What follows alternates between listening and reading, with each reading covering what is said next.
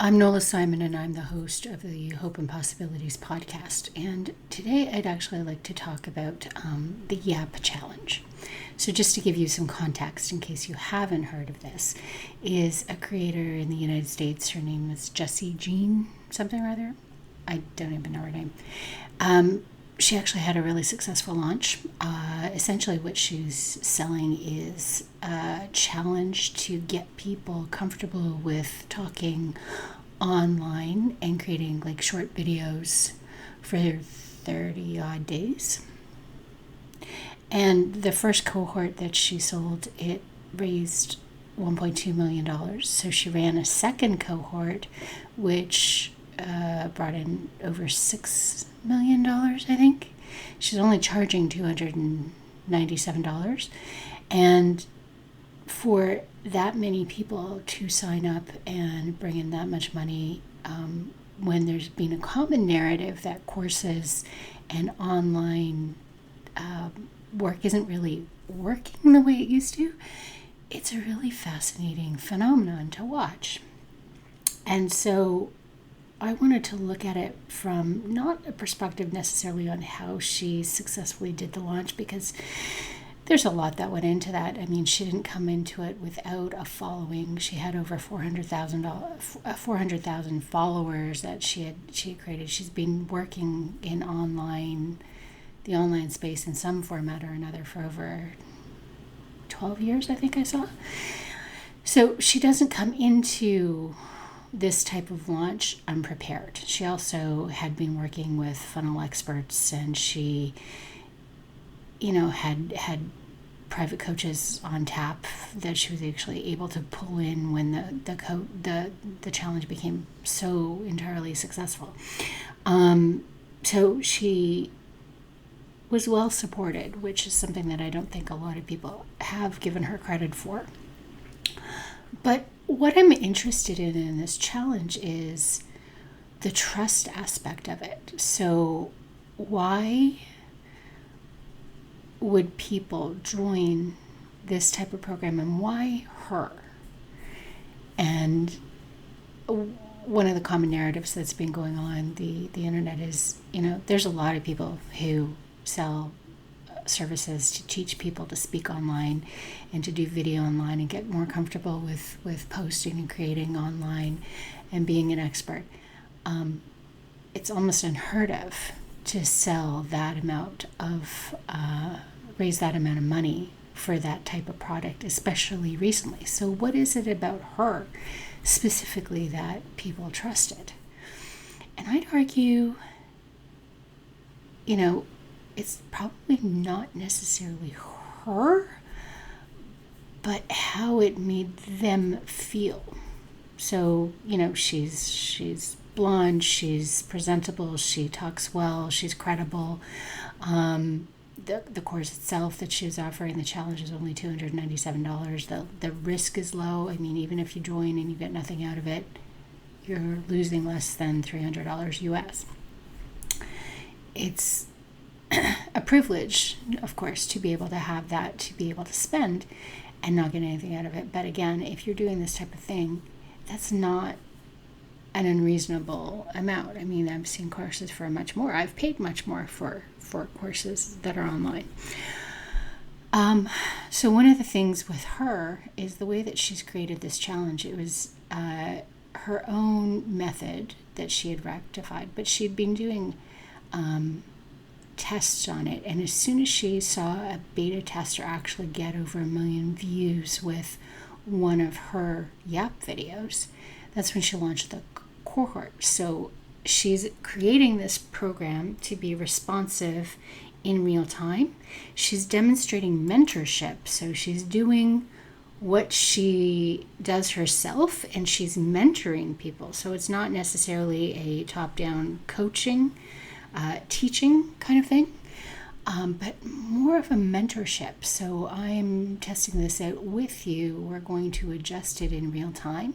So she's seeding it and then adapting to the feedback from her learners in real time.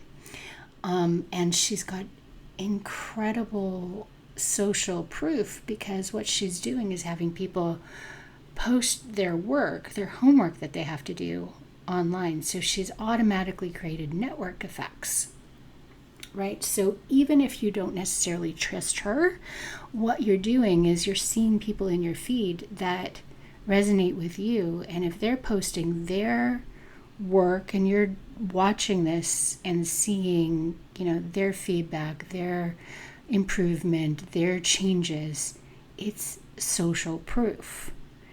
And so I'd argue that it's the flexibility of what she's designed, that it's not based solely on her own credibility, but that of the network that she's created with the interest of this. So what she's teaching is really low lift. It's actually in demand because everybody is sort of a little gun shy about AI slop and how they're showing up authentically, and how do you prove that whatever you're creating isn't necessarily based in AI, but is something that represents a skill, a point of view that's specific to you, that can't be replicated in any other way, because the video and the opinions that you're expressing are solely based on your own experience. She's not telling you what to say. It's based in your own niche. What she's encouraging you to do is build out the skill of speaking your mind and posting it, and being comfortable on camera and demonstrating improvement and warming up your own individual audience, whatever that topic may be. So in that case, it's kind of genius because she's not specifically tying herself to a niche that is marketing or, anything in particular. It's anybody who really wants to show up online because they want to have people see them, and they want to be perceived by people, and they want to own their presence, really. And that's how you can convey it, and how you look, how you sound, what your voice is, what your hand gestures are. Video captures that in a way that audio doesn't. And I mean, I love audio. I can do video. I choose, especially because I like longer content, I choose more audio more often. But the interesting part of this whole challenge is why so many people trusted it. And that's, I think, what we can look at if we were going to actually bring this sort of thing in corporate. So if you were a manager or someone who is actually trying to get people engaged in your company, and you are trying to build reputation, you're trying to improve trust, engagement, if you're in charge of communication or marketing, all of this type of challenge would actually be kind of cool to run in a corporation, because when it comes to trust, your employees are actually more trusted than executives. Personal employee profiles that are posting authentic, unscripted content are incredibly valuable for trust and reputation. And that's something that I've talked about for a long time. I've interviewed many different people, Cher Jones in particular, about personal brand and how to create that. And video is a huge part of that, right? It's something that I did in my corporate career, was how do you engage online and social media and get to be well known by employees across the organization, across the world, but in the context of that corporation. And quite honestly, I've been gone from that position for over 5 years now. And for the longest time, I'd say 3.5 years, anytime anybody left that company, a lot of times what they did was reach out to me because they trusted me. And that I solely attribute to the work that I had done online to build a personal brand, but also internally to build that brand as well too. And so this type of challenge, although she designed it for, small business or, people who are building out thought leadership, academics who are looking to be more approachable, executives even, to be more approachable and be more comfortable with that type of online presence, it can be really repurposed into a corporate initiative as well, because what that does is it raises your profile, it allows you to demonstrate your expertise, and why your point of view and how you actually see the world and apply that expertise is so valuable. And so when people are feeling uncertain about what the world of work is, what employment opportunities are going to look like, how AI is affecting everything, if we're leaning into a challenge that demonstrates that we're invested in developing skills, we understand the value of personal brand, we understand how that can impact career and your confidence level, and it's an investment that's relatively low lift, that would be an excellent thing to invest in for your employees and to run a challenge on. Some of your employees are probably already in that challenge, and they're developing those skills anyway, right? Whether you approve it or not approve it, but is it actually benefiting your company? How do you repurpose that? And what does that do, say, for trust? Now, this can be run on any, social media platform, but imagine the impact of your employees posting something like this publicly on LinkedIn. What does that do for your employer brand? And, when potential people are looking to work with your company and they see a whole bunch of employees who are really active in quoting your brand online, which you can then feature on your employer profile, that's valuable. And again, it comes back to trust, right?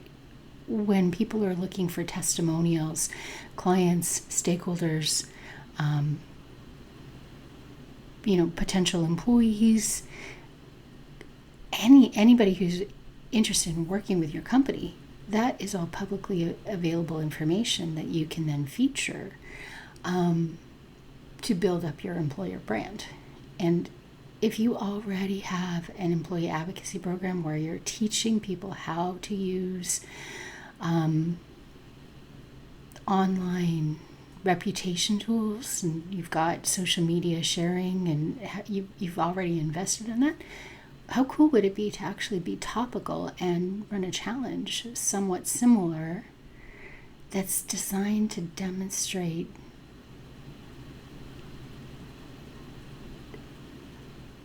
skills in video and presence and point of view, developing thought leadership, and how does that actually improve engagement and trust? I think it would be a fun experiment to run anyway. You can test it out because people are very uncertain with what's happening.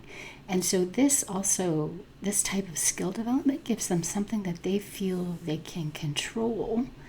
And if you're running it and sponsoring it from a corporate aspect and they feel safe to do it in the context with your blessing, I mean, it doesn't have to be public. I guess you can make it all private and run it on corporate internal systems, right? If you use Slack internally, for example, you could run a Slack challenge across multiple different teams and do it internally. So it doesn't necessarily have to be. And then choose the best of the best and then run a competition to see what actually happens publicly, right? You could do it in many different ways. But I think that would be kind of a cool initiative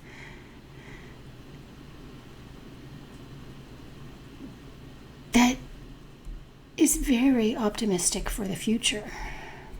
And it wouldn't cost a lot, especially if you already have some of the foundations in place to be able to invest in those skills and as I mentioned, employee advocacy. So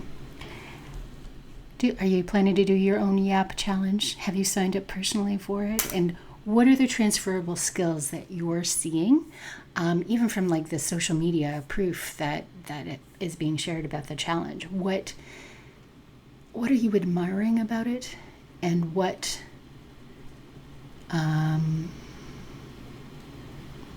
What are the drawbacks? I'm interested in it because I also looked at into all the systems that are supporting it as well.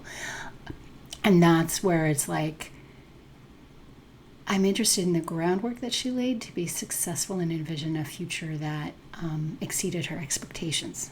And that's kind of cool, right? So I'm not participating in the challenge itself, but I am interested in what we can learn from it and how that builds for the future.